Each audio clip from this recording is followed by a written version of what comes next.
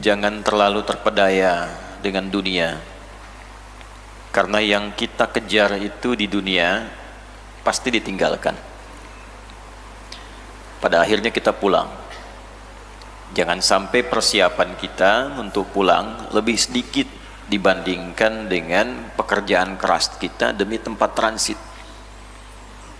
Lupa tenaga dikeluarkan, pikiran untuk mengejar dunia. Rumah bagus, tidak apa-apa. Kendaraan mewah, tidak apa-apa. Baju bagus, baik. Tapi semua itu akan ditinggalkan. Nah, nanti untuk pulang rumahnya bagaimana?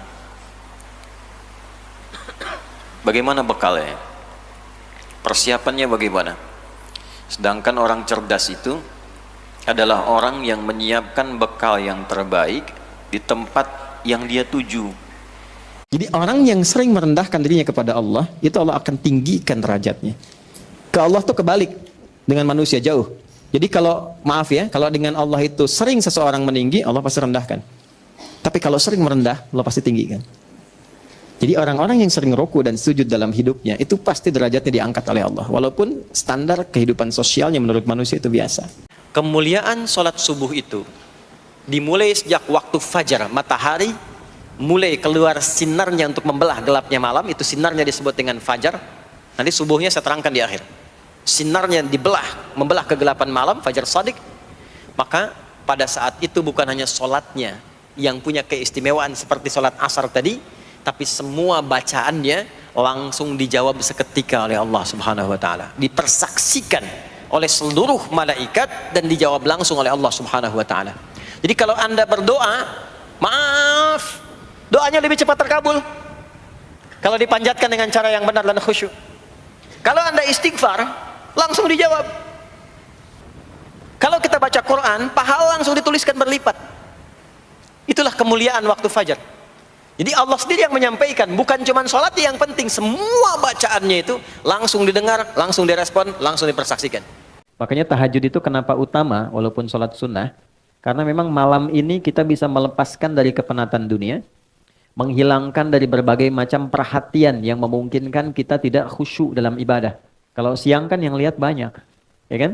Ya, kalau ke masjid lagi sendirian khusyuk, begitu banyak orang makin meningkat, gitu kan?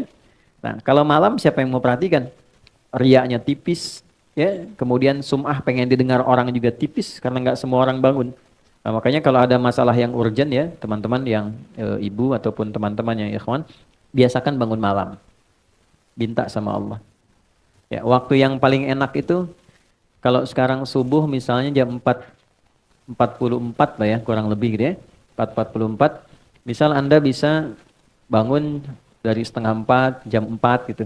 Nah, 4 ke 4:30 itu namanya waktu sahar. Waktu sahar itu waktu paling bagus-bagusnya untuk istighfar dan berdoa. Teman-teman, takwa itu singkatnya, definisi yang paling singkat dan mencakup adalah membangun hubungan baik dengan Allah. Itu cara cepatnya. Wa may yattaqillaha, siapa yang mampu mendekati Allah dengan baik. Oke, sekarang kita terapkan logikanya.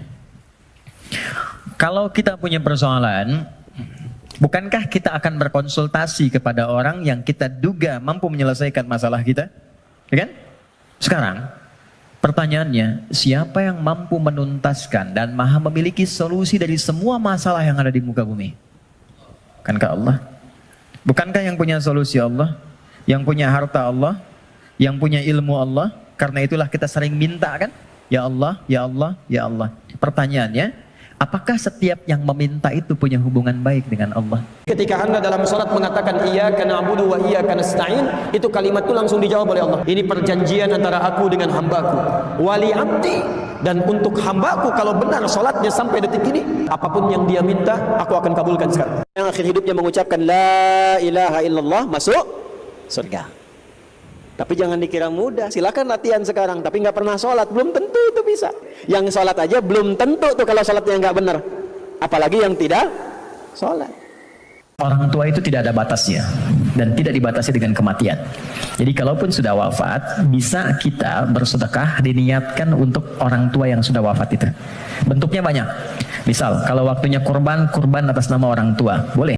Orang tua sudah meninggal, tidak putus infak. Ini sebentar lagi mau kurban, boleh berkurban. Ya, di atas namakan yang telah wafat boleh. Boleh. Ya. Dan itu sudah banyak hadisnya tentang itu. Kalau Anda sudah masuk bulan Al-Hurum yang ada 4 yang semalam kita bahas ya. Dzulqa'dah, Dzulqa'dah, Dzulhijjah, Al-Muharram, kemudian Rajab. Kata Nabi, kalau ingin berlatih meningkatkan amal, menjaga kehormatan, puasa. Tapi puasanya jangan disempurnakan sampai keseluruhannya, supaya tidak terkesan seperti Ramadan, ya. Nah, kata Nabi, Rajab itu latihan yang singkat dulu, puasa, kemudian buka, puasa, buka. Maka ditafsir oleh para ulama, karena latihan singkat supaya memudahkan kalau belum terbiasa, cari yang orang banyak puasa sunnah. Senin, Selasanya nggak puasa dulu, Rabu nggak puasa, Kamis puasa lagi. Kalau sudah merasa nyaman, ayyamul bid, pertengahan 13, 14, 15. Kalau terasa nyaman, silahkan naikkan level ke puasa Daud. Nanti besok Selasa puasa, Rabu tidak.